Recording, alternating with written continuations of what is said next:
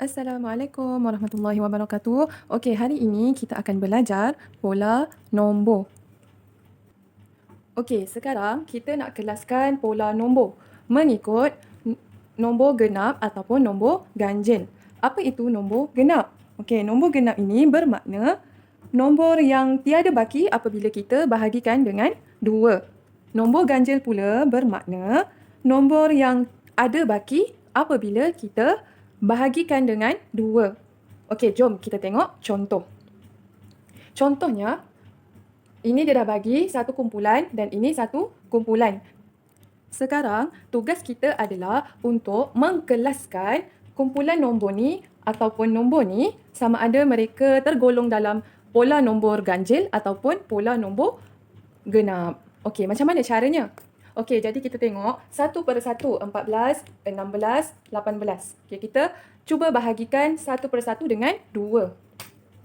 14 bahagi 2, awak akan dapat 7. 16 bahagi 2, awak akan dapat 8.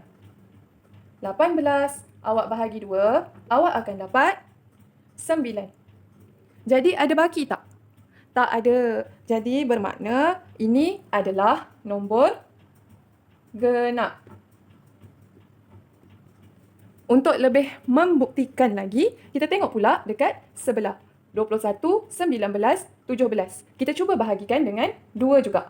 21 bahagi 2, awak akan dapat 10 baki 1. 19 awak bahagi dengan 2, awak akan dapat 9 baki 1.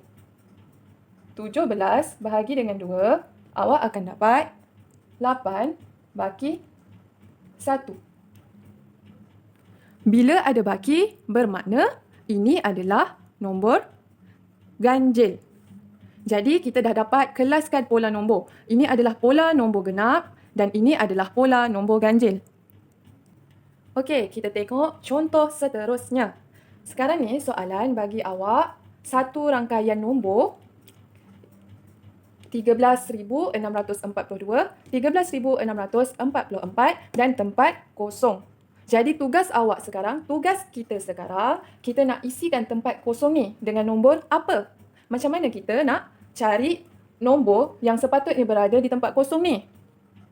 Langkah yang pertama yang kita perlu buat adalah untuk mengenal pasti nilai tempat yang berubah. Nilai tempat yang berubah. Maksudnya kat sini kita tengok tempat puluh ribu. Kita tengok pula nombor sebelah puluh ribunya. Yang ini 1, yang ini pun 1. Maksudnya tak berubah. Kita tengok pula sebelah tempat ribu. Ini nombor 3, ini pun nombor 3. Maksudnya tak berubah. Kita tengok pula tempat ratus. Ini 6, ini pun 6. Maksudnya tak berubah juga. Kita tengok lagi tempat puluh. Kat sini 4, yang ini pun 4. Maksudnya belum ada perubahan. Jadi kita tengok pula tempat sa. Ini 2 dan ini 4. Jadi tempat sa berubah. Lepas awak dah kenal pasti nilai tempat, awak kenal pasti pula tertib nombor ni sama ada tertib menaik ataupun tertib menurun. Jadi dari nombor 2 ke nombor 4 adalah tertib apa?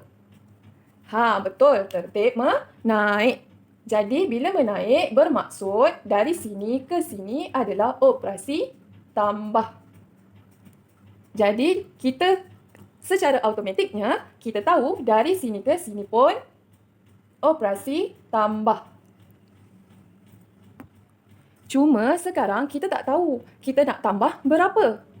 Jadi langkah seterusnya iaitu langkah ketiga, awak kena tolakkan nombor besar tolak nombor kecil. Okey? Jadi awak tolakkan nombor besar tolak nombor kecil. 13,644 tolak 13,642. Awak akan dapat jawapan 4 tolak 2, 2. 4 tolak 4, sifar. 6 tolak 6, sifar. 3 tolak 3, sifar. 1 tolak 1, sifar. Bermakna pola nombor ini bertambah sebanyak 2. Bila awak dah dapat pola nombor ni, jadi awak pun boleh selesaikan. 13 tambah 2. Dan awak akan dapat 4 tambah 2, 6. Ini semua awak tulis je balik sebab tak ada nilai tambah. Jadi jawapannya dekat sini adalah 13,646. Okey, kita tengok contoh seterusnya. Sama juga soalan dia bagi awak rangkaian nombor. Tapi kalau tadi tempat kosongnya berada di belakang, sekarang tempat kosongnya berada di depan. Jadi macam mana kita nak buat? Sama juga dengan cara tadi. Kita kenal pasti nilai tempat yang berubah. Okey, kita bandingkan nombor ni dengan nombor ni. Jadi macam biasa awak tengok tadi, mula 1, 1, 0, 0, 5, 5, 5, 5, 8. Jadi nilai tempat yang berubah adalah nilai tempat sah. Kita gariskan supaya kita lebih nampak.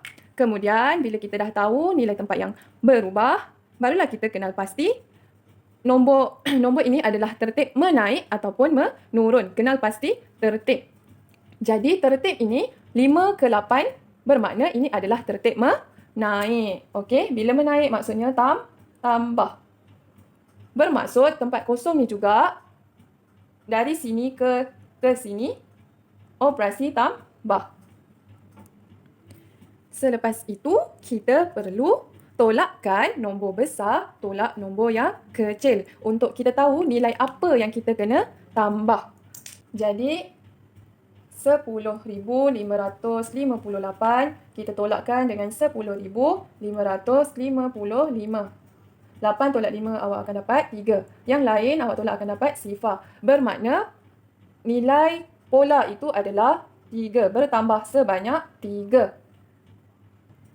Jadi bila dah dapat pola nombor ini, bermakna kita dah boleh selesaikan tempat kosong.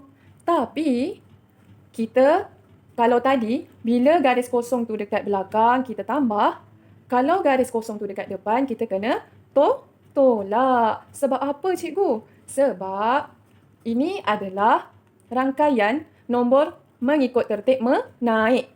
Kalau awak tambah nombor di sini, awak akan dapat nombor ini. Sebab tu, kita kena tolakkan 3 supaya kita dapat nombor yang lebih kecil. Jadi, kita tolakkan 10,555, kita tolakkan dengan 3. Awak akan dapat 5 tolak 3, 2. Yang ini salin semula. Jadi, jawapan untuk tempat kosong ni adalah 10,552.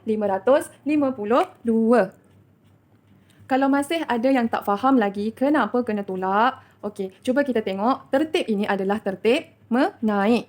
Jadi, bila tertib menaik, nombor di hadapan adalah nombor yang paling kecil.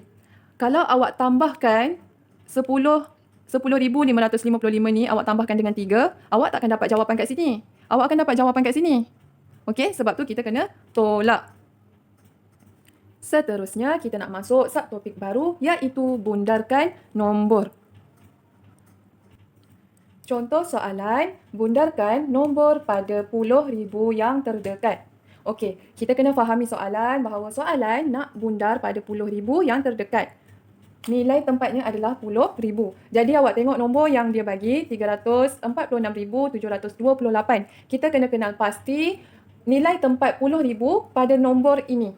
Kat mana 10,000? 10, ratus, ribu, 10,000. Kat sini. Jadi kita gariskan supaya kita tak tersilap. Lepas awak dah gariskan, awak tengok nombor belakang. Nombor 6. Bila nombor belakang lebih daripada 5, kita kena buat apa? Kena tambah 1. Okey, jadi jawapan awak 3, 4 tambah 1, 5. Yang lain akan jadi sifar. Jadi jawapan awak 350,000. Kita tengok contoh seterusnya. Masih juga bundarkan nombor pada puluh ribu yang terdekat. Jadi 10, ratus, ribu, 10,000. Jadi 10,000 ni nombornya 9. Okey, lepas awak dah kenal pasti nilai tempat, tengok pada nombor belakang. Okey, jadi nombor 5. Bila nombor 5, kita kena tambah 1. Okey, tambah 1. Tapi dekat sini nombor 9. Bila awak tambah 1 kat sini akan jadi 10. Jadi macam mana nak tulis? Bila kat sini jadi 10, bermaksud 9 ni akan bertukar sifar dan 1 tu akan jadi ke sini, akan dibawa ke depan. Jadi jawapan awak kat sini 5 dah tambah 1, 6 dan yang lain adalah sifar. Jadi awak akan dapat 600,000. Jadi pastikan awak kenal pasti kesemua nilai tempat supaya bila ada soalan bundarkan pada nombor, pada nilai tempat yang diberi, awak dah tahu nilai tempat tu dekat mana. Bila awak dah tahu nilai tempat tu dekat mana, barulah awak boleh tengok nombor belakang dan bundarkan macam biasa. Okey, setakat itu sahaja kelas kita pada hari ini. InsyaAllah kita akan bertemu lagi pada kelas yang akan datang. Terima kasih.